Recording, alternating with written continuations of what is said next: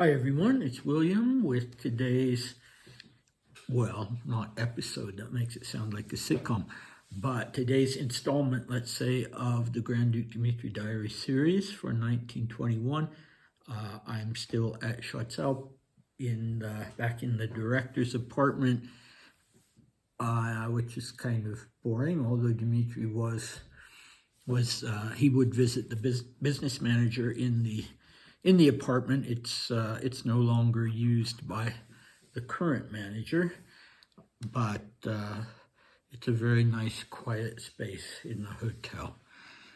Okay, enough about that. We're up to the 23rd of April, 1921, which was a Saturday in Paris. I just now noticed. I knew we were going to catch up to Dmitri sooner or later. Today is the 23rd of April, 2025. So 104 years later. Wow, time does fly. It doesn't seem, as I'm reading these, that they're a century old, but okay.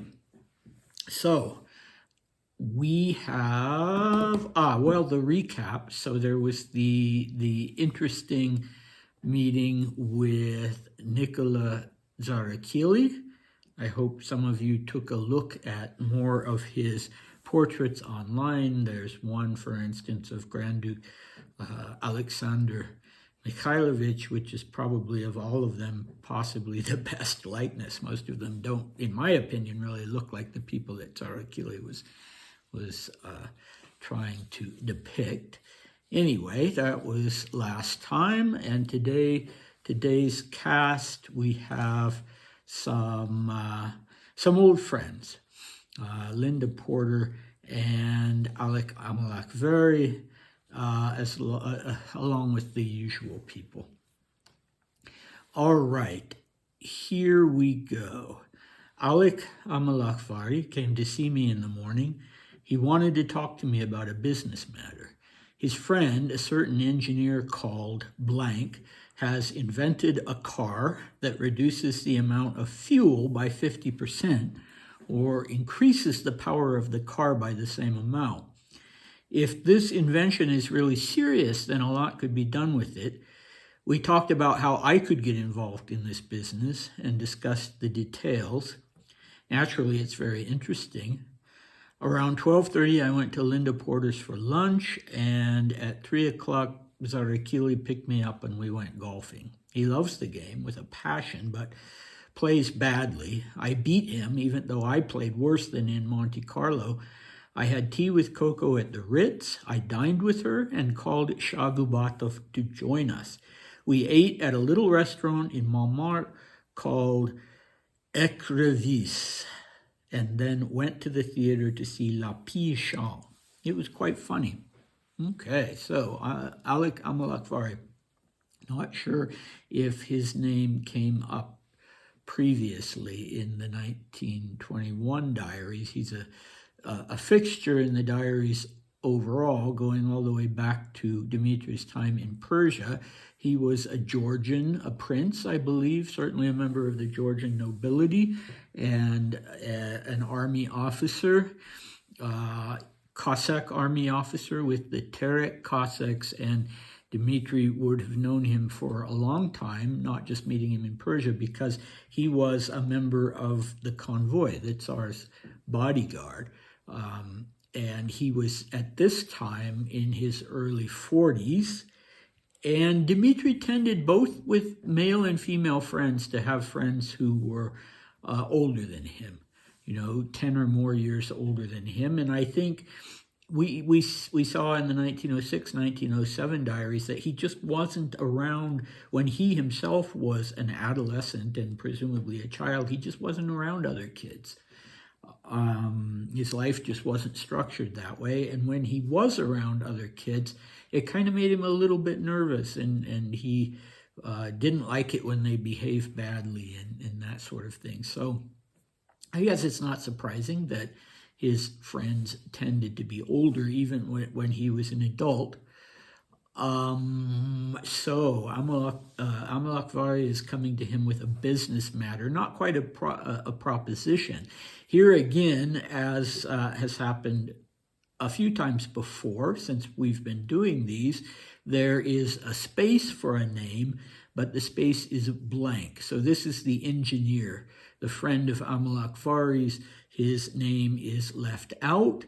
And I used to sort of be thinking, well, did Dmitri erase these later? Was there some reason why he didn't want these names to be in the diary? But I just don't think that's the case. With none of the names, would there be any reason why he wouldn't want them in the diary? I think my theory now is that he left the space empty because he'd forgotten the name and he thought maybe he'd go back and fill it in later.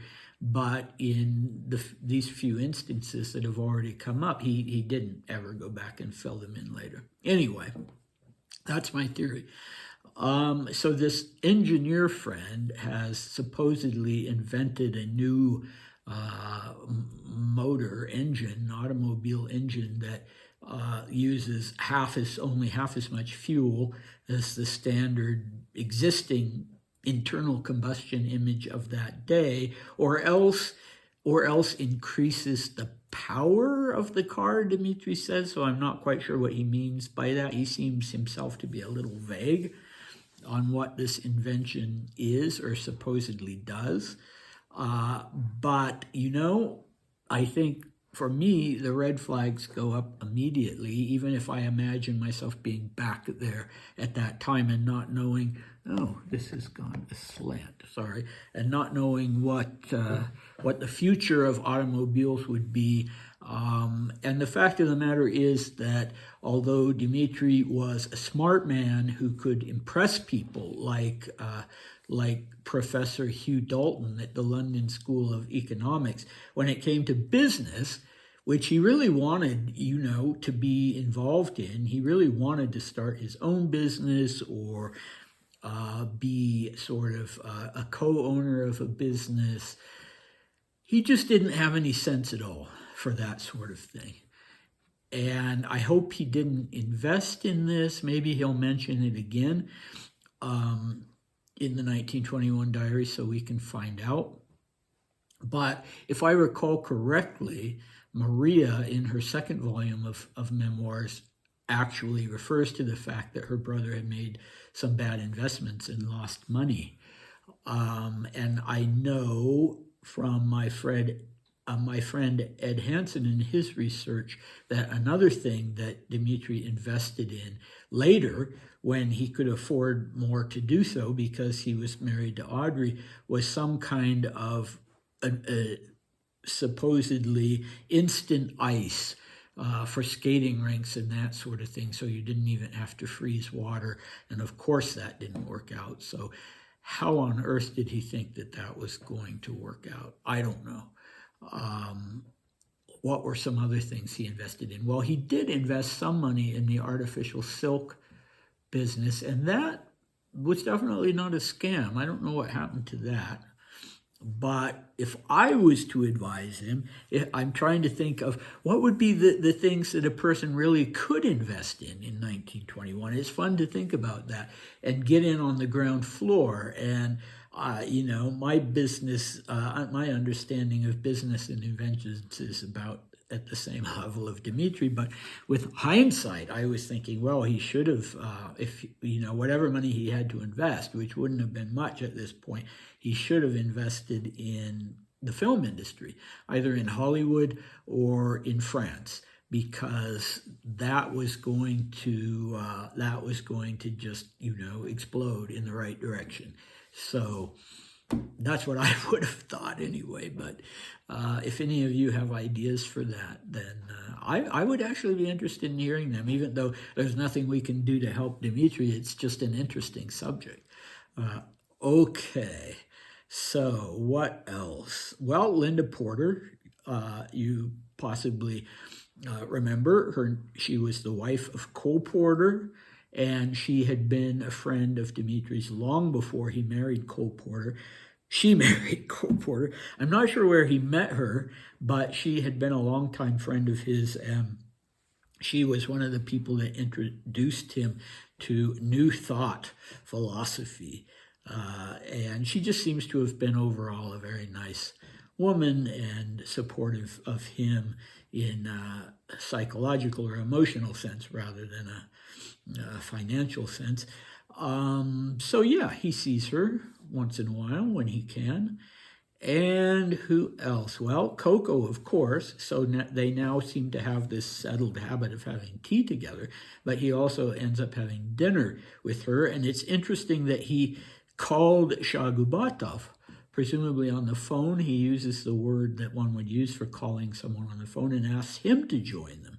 Why would he ask his sort of adjutant, informal adjutant, to join him and Coco for dinner? I don't know. I wish he told us about that. And where do they eat? They go to Montmartre to a restaurant called Écrevisse. I have no idea how to pronounce that. It means, I guess, lobster in French. So a lobster restaurant, and I tried to find it online, and I did find a restaurant in Paris called Écrevisse, but when I looked at the website, it said it was founded, I think, in 1988 or 1998, so it's not the same restaurant. But anyway, then they go to the theater to see this play called La Pie Chante and not the magpie. What is it? Some kind of bird. Maybe it is no, just the singing bird. No, the singing magpie. Sorry. Okay, so the singing magpie. I could not find the play online. I found a brand of candy, I think, like a well-known brand of candy in France called La Pie Chante, but the singing magpie, there you go. It was presumably a comedy, since Dmitri says it was quite funny. Hopefully it wasn't funny because it was bad.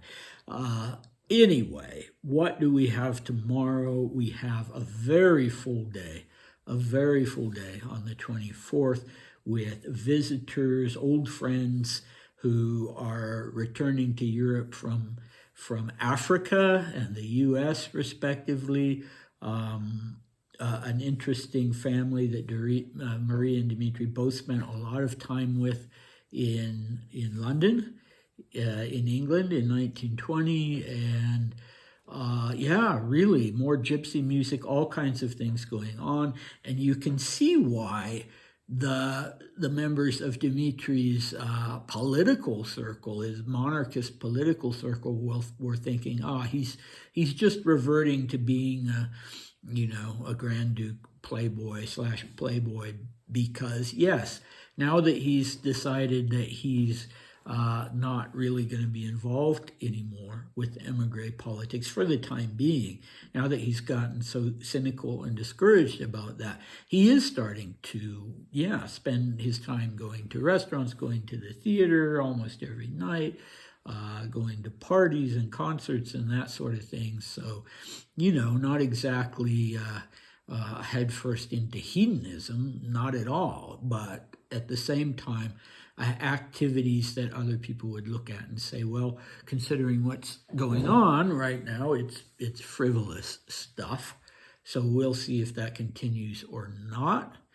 And that's next time. So definitely do come back, and hopefully I'll see you then. Bye.